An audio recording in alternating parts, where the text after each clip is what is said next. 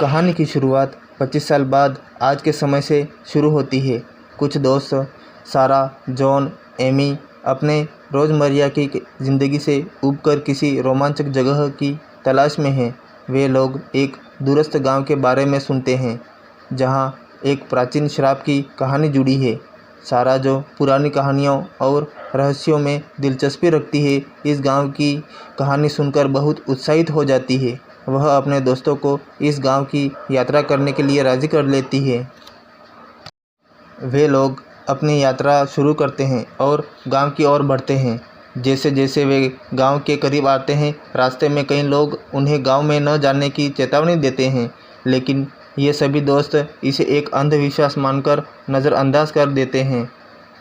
वे लोग हंसी मजाक करते हुए गांव के मुख्य द्वार तक पहुंच जाते हैं, लेकिन वहां उन्हें एक अजीब सा माहौल महसूस होता है। गांव में घुसते ही वे देखते हैं कि यहाँ के लोग बहुत कम बोलते हैं और हर किसी के चेहरे पर एक अनजान डर झलकता है। गांव के लोग बाहर के किसी भी व्यक्ति से बात करने में हिचकिचाते हैं और सभी अपने अपने घरों में छुपे रहते हैं। जैसे ही सारा और उसके दोस्त गांव में घुसे, एक बुजुर्ग व्यक्ति उन्हें देखता है और अचानक एक जोर की आवाज़ में चिल्लाता है, वापस जाओ, इस गांव पर श्राप है। लेकिन युवा दोस्तों को इस पर हंसी आ जाती है और वे इसे एक मजाक समझकर अनसुना कर देते हैं। सारा, जो गांव के बारे में अधिक जानने के लिए उत्सुक है, गांव के बड़े बुजुर्गों से बात करने की कोशिश करती है, लेकिन कोई भी उसे उस भयानक घटना के बारे में बताने को तैयार नहीं होता। हर कोई कहता है कि वह अपने दोस्तों के साथ जल्द से जल्द गांव छोड़ दे, लेकिन सारा का जिज्ञासु मन और बढ़ जाता है। जॉन और मार्क गांव के चारों ओर घूमते हैं और उन्हें एक पुराना टूटा फूटा घर मिलता है जिसे सब जादूगरनी का घर कहते हैं। यह वही जगह है जहां वह जादूगरनी मारी गई थी और जहां से उसने गांव पर श्राप दिया था। वे लोग उस घर के अंदर जाते हैं और वहां उन्हें कई अजीब और डरावनी चीज़ें मिलती हैं। पुराने ताबीज़, जली हुई किताबें और दीवारों पर बनी अजीब चित्रकारी। जैसे जैसे रात होती है, अजीब घटनाएं शुरू हो जाती हैं। सारा और एमी अपने कमरे में होती हैं जब उन्हें बाहर से किसी के गाने की आवाज़ सुनाई देती है। वे खिड़की से झांकती हैं तो एक धुंधली छाया गांव के बीचों बीच नाचती हुई दिखाई देती है। वे सोचती हैं कि यह कोई मजाक है, लेकिन जैसे ही वे वहां से हटती है, वह आवाज़ अचानक बंद हो जाती है और दरवाजे पर एक जोर की दस्तक होती है। सारा दरवाज़ा खोलती है, लेकिन बाहर कोई नहीं होता। वे दोनों डर जाती हैं, लेकिन यह बात किसी को बताने की बजाय चुपचाप सोने का फैसला करती हैं। मैरी और जॉन और मार्क को रात के समय गांव के कुछ लोगों के चीखने की आवाज़ें सुनाई देती हैं।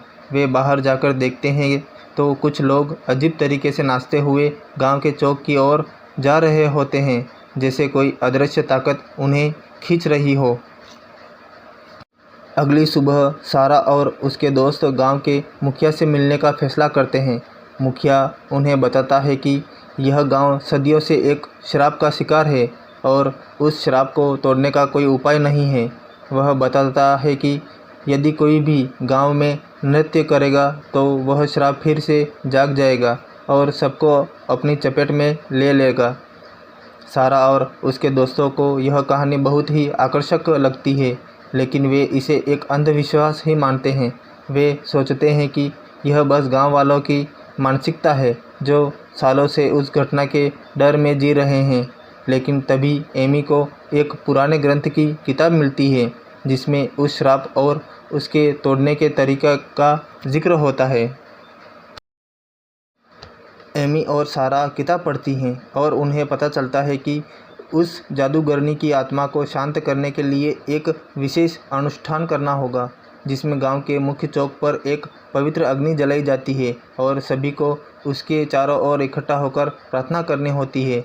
सारा इस अनुष्ठान को करने का निर्णय लेती है, लेकिन गांव वाले इसके लिए तैयार नहीं होते। वे डरते हैं कि कहीं यह कोशिश उस श्राप को और अधिक शक्तिशाली न बना दे, लेकिन सारा और उसके दोस्त उन्हें किसी तरह मनाते हैं और अनुष्ठान की तैयारी शुरू कर देते हैं। त्योहार की रात सभी गांव वाले और सारा के दोस्त गांव के मुख्य चौक पर इकट्ठा होते हैं। सारा और एमी अनुष्ठान की शुरुआत करती हैं और गांव के लोग धीरे धीरे उनके साथ शामिल होने लगते हैं।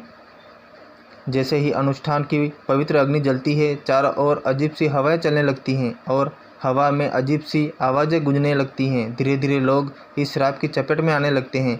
वे एक दूसरे को पहचानना बंद कर देते हैं और अजीब तरीके से नाचने लगते हैं, जैसे उनकी आत्मा को कोई अदृश्य ताकत नियंत्रित कर रही हो।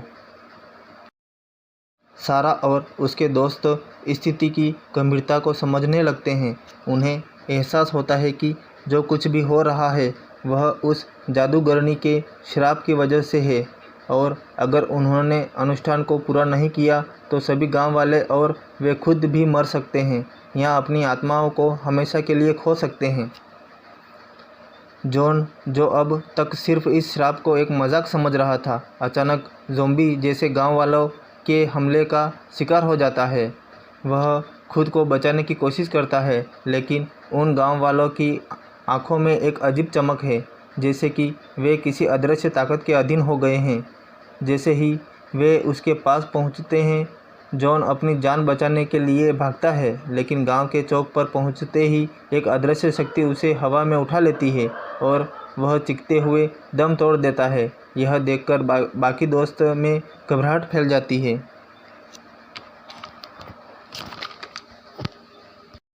सारा, जो अब समझ चुकी है कि यह श्राप सच्चाई है, एमी और मार्क के साथ मिलकर अनुष्ठान को पूरा करने की कोशिश करती है, लेकिन तभी एक तेज हवा का झोंका आता है और अग्नि बुझने लगती है। अचानक एक भयानक और विकृत चेहरा आग की लपटों के बीच उभरता है।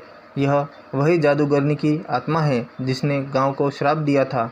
वह आत्मा ज़ोर ज़ोर से हंसते हुए कहती है, तुम्हारी ये कोशिश व्यर्थ है। इस गांव पर मेरा श्राप है और कोई भी इसे नहीं तोड़ सकता। सारा और एमी, जो अब पूरी तरह से डरी हुई है, इस आत्मा का सामना करने का साहस जुटाती हैं। सारा को समझ आता है कि इस श्राप को तोड़ने के लिए किसी को अपने प्राणों की आहुति देनी होगी। वह खुद को इस बलिदान के लिए तैयार कर लेती हैं, लेकिन तभी एमी उसे रोक देती है और कहती है कि वह यह बलिदान देगी। एमी अपनी जान की परवाह किए बिना उस आत्मा का सामना करती है और अनुष्ठान को पूरा करने की कोशिश करती है। जैसे ही वह अनुष्ठान का अंतिम मंत्र बोलती है, जादूगरनी की आत्मा उसे हवा में उठा लेती है और उसे मारने की कोशिश करती है, लेकिन एमी अपने आखिरी शब्दों में उस आत्मा को शांत करने की प्रार्थना करती है और अग्नि में कूद जाती है। उसकी इस बलिदान के साथ एक जोरदार धमाका होता है और वह आत्मा अचानक गायब हो जाती है। एमी के बलिदान के साथ ही गांव के लोगों पर से वह अदृश्य शक्ति हट जाती है और वे सभी अपने असली रूप में लौट आते हैं। सभी लोग जो पहले उस श्राप के वश में नाच रहे थे, ज़मीन पर गिर जाते हैं और धीरे धीरे होश में आते हैं। सारा, जो अब अकेली बची है, एमी के बलिदान को देखकर टूट जाती है। वह जानती है कि उसकी दोस्त ने उसकी और पूरे गांव की जान बचाने के लिए अपनी जान दी है। गांव के लोग धीरे धीरे उस श्राप से मुक्त हो जाते हैं। वे सारा को धन्यवाद देते हैं और एमी को एक नायिका के रूप में याद करते हैं, जिसने उन्हें उस भयानक श्राप से मुक्त किया। कहानी का अंत सारा के गांव छोड़कर जाने के साथ होता है। वह गांव वालों से विदा लेती है और अपने दोस्तों की यादों को दिल में संजोए हुए वापस लौटती है। जाते समय वह गांव के मुख्य द्वार पर रुकती है और पीछे मुड़कर उस गांव को देखती है जो अब उस श्राप से मुक्त हो चुका है। सारा की आंखों में आंसू हैं, लेकिन वह जानती है कि एमी का बलिदान व्यर्थ नहीं गया। वह अपने मन में एक नई शक्ति और संकल्प के साथ वापस लौटती है, इस विश्वास के साथ कि उसने और उसके दोस्तों ने उस श्राप को हमेशा के लिए ख़त्म कर दिया है। दोस्तों, आपको कहानी पसंद आई तो लाइक, कमेंट और सब्सक्राइब ज़रूर करें। वीडियो पूरा देखने के लिए धन्यवाद।